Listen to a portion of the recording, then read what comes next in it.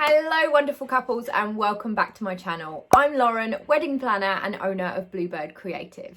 I provide a weekly dose of wedding planning goodness for the modern couple. So if you haven't already, make sure you hit subscribe and don't forget to hit the bell to be notified every week when a new video lands. This week I'm hopping in to some of my top tips and really important things to remember if you're planning on having a winter wedding. We are now dipping into the colder months. I mean, it's really getting quite chilly, isn't it? Christmas is around the corner and my countdown is seriously on, people. Seriously on. I am a Christmas elf. But it's also got me really into the cozy winter vibes, and I thought this is the perfect time to give you some winter inspiration, but most importantly, top tips when planning your winter wedding. So let's just hop straight in.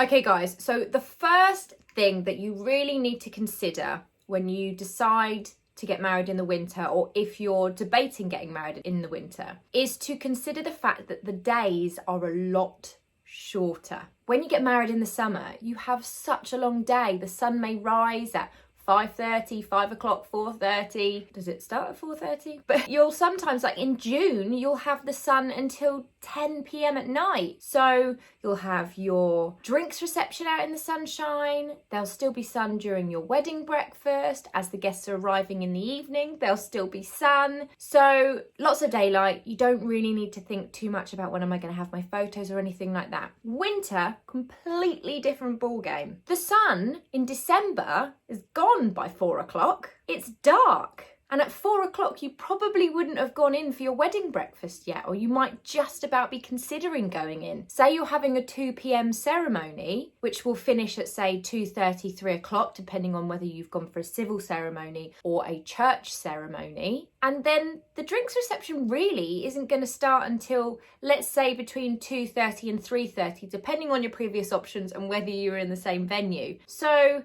it's going to be getting dark. It makes a massive impact on the day and the timeline of the day and how you want it to run. So what you should consider really is have an earlier wedding ceremony so that you've still got a little bit of light, and you're going to have to tweak your timeline. It's going to have to be slightly different to the timelines that we've seen and the timelines that I've suggested before, because they are actually focused more on a summer wedding, which is where the majority of people get married. But a winter wedding can be absolutely beautiful. You just need to bear in mind the shift in the timeline. So perhaps you will go for a 12 p.m. ceremony that finishes at say 12:30 or 3 o'clock, again depending on the type of ceremony that you go for. You've then got a drinks reception where it's still light. It will be getting dark, but it's still light, which means that you can go and get some beautiful shots with your photographer as well whilst it's light, and then as the sun is setting before you go through for your wedding breakfast, which I think makes such a difference. Otherwise, you're going to be having your drinks reception in the dark. You're going to be having your wedding breakfast in the dark. When I say in the dark, there's obviously going to be lights, but not natural light. So it's thinking about, are you happy for it to be dark and you just to have some mood lighting?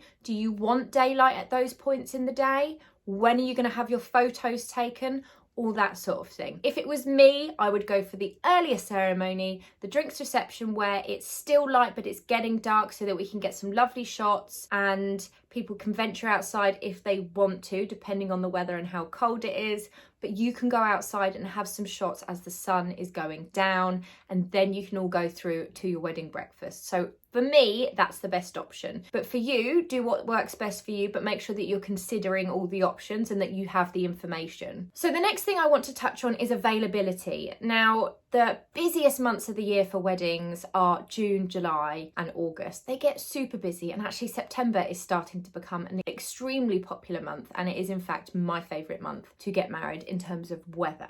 So availability for say a November, December, January, February wedding can actually be a lot better. Current times, things are very different because we are currently going through a pandemic and people are having to move their weddings all over the place. But when we're back to some form of reality, not as many people choose to have a winter wedding, so there is more availability. And sometimes the cost of the venue is actually less than it would be in peak season, because some venues, majority of venues, do price their venues depending on the point in the season, and it's higher prices during the peak season. Then prices will likely go up in December, closer to Christmas and closer to New Year, because those are sought after dates, but the majority of the prices around winter will be less than they would be for summer. So that might influence your decision when choosing between summer and winter. You could potentially then put more of your budget towards other suppliers and the flowers, etc. It won't influence the cost of the other suppliers, but the venue itself will likely be a little bit cheaper than it would be for, say, a July wedding. So let's move on to logistics. We've kind of touched on the timeline a little bit, but when I say logistics, I'm kind of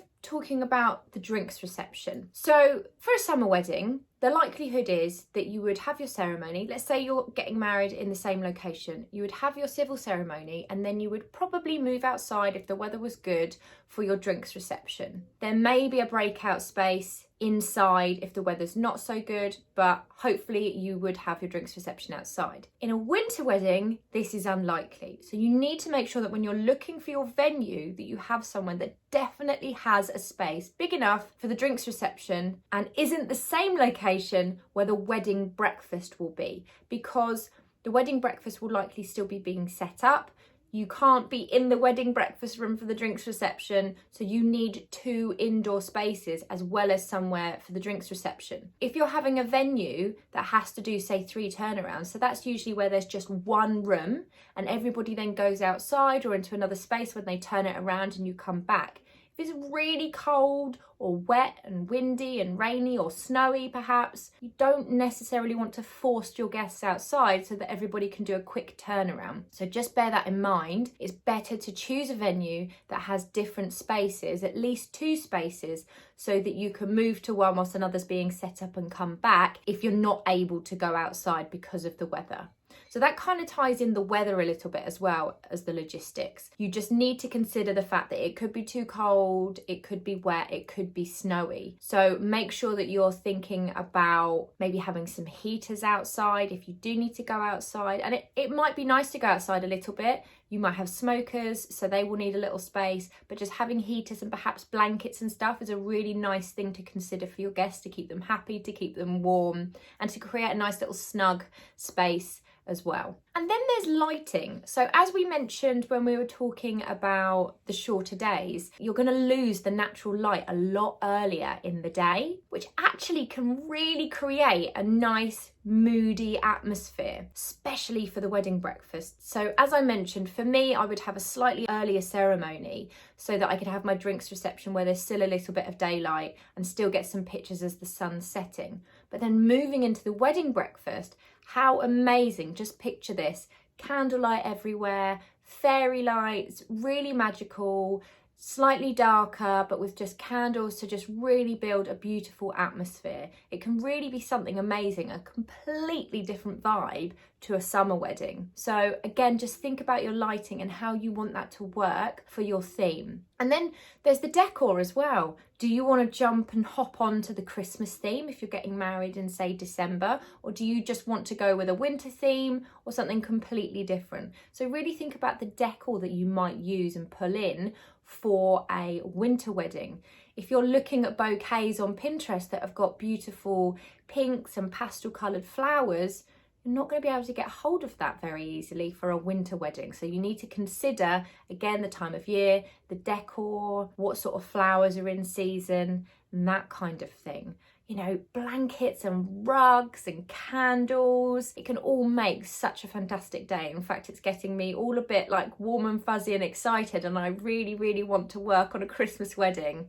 And I actually think if I was to get married again, I would really, really consider a wedding near Christmas, because it is absolutely my favourite time of year. I just love it. As I mentioned, I am a Christmas elf. It's a fact.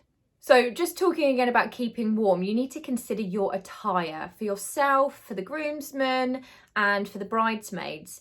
you don't want to be getting chilly. So as well as choosing your dress, you may want to consider something to pop over your shoulders, whether that be a pashmina, whether that be a little cape, whether that be a faux fur, lots of different options. But really do consider that, and make sure you consider that for your bridesmaids as well. That might be an additional cost for you, depending on if you are footing the bill for their attire or not. But I think it's really important you don't leave your bridesmaids to freeze on the day. And again, as I've mentioned, it's really nice to have blankets and things around for your guests if they do get a little bit chilly. I'm sure you're not going to be having your wedding in somewhere that hasn't got heating, but just make sure you're thinking about those things, because it's nice little touches and it can make such a difference. I've seen somebody have a wedding before where their favours were actually blankets on the backs of the chairs for every single guest, which I just thought was such a lovely personal touch. And finally, I just wanted to touch on travel. Now, when it's cold or in the winter months, the weather isn't always on our side. Sometimes it can be dry and it can be beautiful, but sometimes it can be wet and windy. I know it can be the same in the summer as well, but it's just worth considering how much you want your guests to travel when perhaps the weather isn't always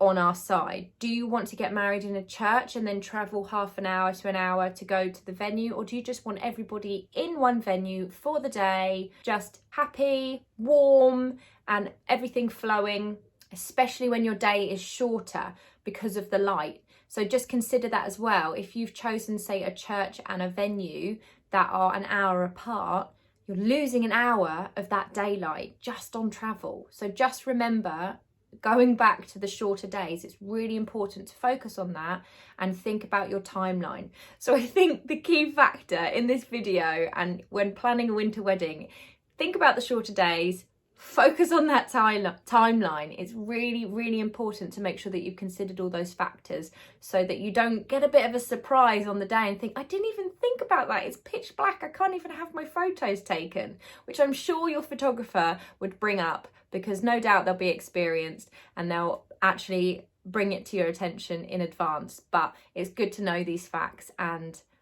be informed. So guys, there you go. I hope you found that video helpful with tips and things to think about when planning a winter wedding. Perhaps I will look at doing a video with a timeline for a winter wedding as well, just specifically on that, because having done this video, it's made me realise that that would perhaps be super helpful for you. Anyway, have a fantastic week, guys. Next week, I'm hoping to have my Christmas backdrop in the video because I'm an elf. Anyway, have a great week, guys, and I will see you next week for some more wedding planning goodness.